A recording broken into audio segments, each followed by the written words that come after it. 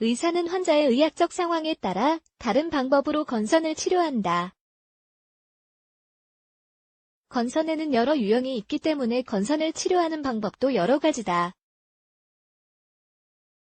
건선의 증상은 다음과 같다.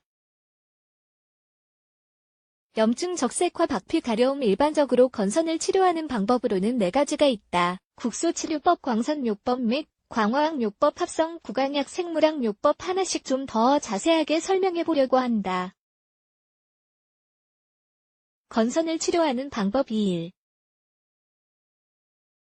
국소치료법. 대부분의 건선 치료에 국소치료법을 사용한다. 외부에 크림이나 로션을 바르는 방법이다.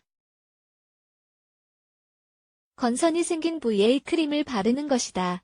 국소치료법 중 건선에 가장 많이 사용되는 것은 아래 성분들이다. 합성 비타민 D, 전형적인 코르티코스테로이드, 각질용해제, 국소, 레티노이드, 타르. 1. 합성 비타민 D, 칼시트리올, 칼시포트리올, 타칼시톨. 전반적으로 가장 효과적인 것은 칼시포리톨이다.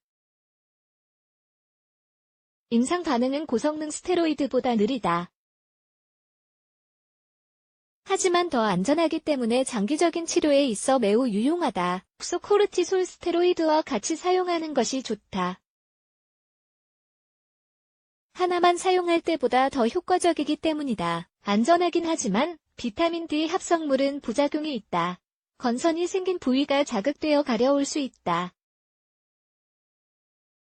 따라서 이것을 바른 후에는 햇볕을 받지 않아야 한다. 전형적인 코르티코스테로이드 약은 플라크를 제거하고 염증을 감소시켜주는 역할을 한다. 얼굴이나 관절 아래와 같이 섬세한 부위에 조금씩 바른다. 증상이 시작된 조기에 사용하는 게 가장 효과가 좋다. 그런 다음 낮은 강도로 계속 치료한다. 합성 비타민 D 같은 치료법과 병행해도 된다. 하지만 코르티코스테로이드는 사용을 주의해야 한다. 둘 다 국부적, 조직적으로 다음과 같은 부작용이 생길 수 있기 때문이다. 피부 두께가 얇아진다. 멜라닌 억제로 피부가 밝아진다. 로자세이폼 피부용 타박상도 전신 효과는 드물긴 하지만 심각하다. 그중 시상 하분 외하수체 및 쿠싱 증후군의 억제가 나타날 수 있다. 이런 현상이 생기는 것을 예방하려면 하루에 최대 2개의 치료법만 사용하는 게 좋다. 하지만 치료를 중단하면 다시 재발한다는 것을 염두에 두자.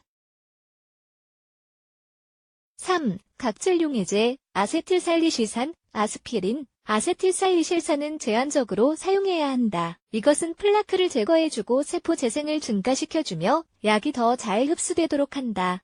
따라서 보완적 치료법으로 여겨진다. 국소 레티노이드 E는 비타민 A의 합성 유사체이다. 타자로테는 건선 치료에 사용할 수 있는 유일한 약품이다. 코르티코스테로이드와 같이 사용한다. 불행하게도 이로 인해 피부는 자극받는다. 얼굴이나 관절 아래에 사용하지 않아야 한다. 또 다른 합성 비타민 A와 마찬가지로 강광성 및 기형 발생성 성향이 있다. 따라서 임신 중인 여성들은 사용하지 않아야 한다. 탈이 가장 오래된 건선 치료법이다. 석탄 피치로 만든 약물이다. 관절 아랫부분에 간헐적으로 사용한다. 하지만 냄새가 이상하고 옷에 얼룩을 남기는 단점이 있다. 게다가 강광성이 있기 때문에 테르를 바른 후에는 햇볕을 받지 않아야 한다. 2. 광선요법과 광화학 치료법. 국소 치료를 했는데도 효과가 없을 때 이 방법을 사용한다. 플라크가 정말 광범위하게 생겼을 때도 이 방법을 사용한다.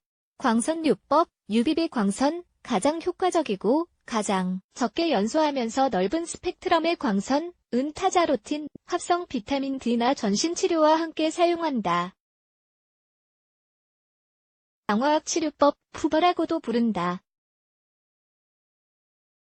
국소나 경구 투여 후 UVA 방사선을 쬐다. 그러면 강광제 역할을 하는 것이다. UVB를 해도 효과가 없는 환자들에게 치료하는 방법이다. 푸버가 훨씬 더 효과적이고 효과도 더 오래 지속하기 때문이다. 하지만 바질로마, 세포암과 흑색종과 관련되어 있다. 3.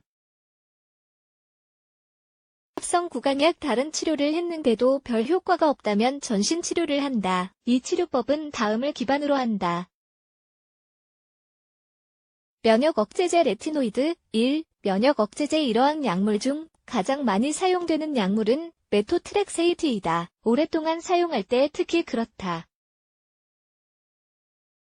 이 경우 환자에게 심각한 부작용이 생길 수 있기 때문에 모니터링해야 한다. 또 이 치료를 한 후 3개월 동안은 임신하지 않아야 한다. 여성과 남성 모두에게 해당한다. 또 다른 면역 억제제는 구강사이클로스포린이다. 메토트렉세이트와 효과가 같다. 하지만 독성이 있고 고혈압이 생길 위험이 있다. 따라서 이 약을 먹는 환자도 모니터링을 해야 한다. 단기간만 중재치료로 사용하는 게 좋다. 레티노이드 비타민 A 합성 유사체인 악세트레트는 면역 억제제이며 면역 억제제를 사용할 수 없는 환자들이 사용한다. 유비비나프보와 같이 사용할 수 있다. 하지만 사이클로스포린보다는 효과가 덜하다.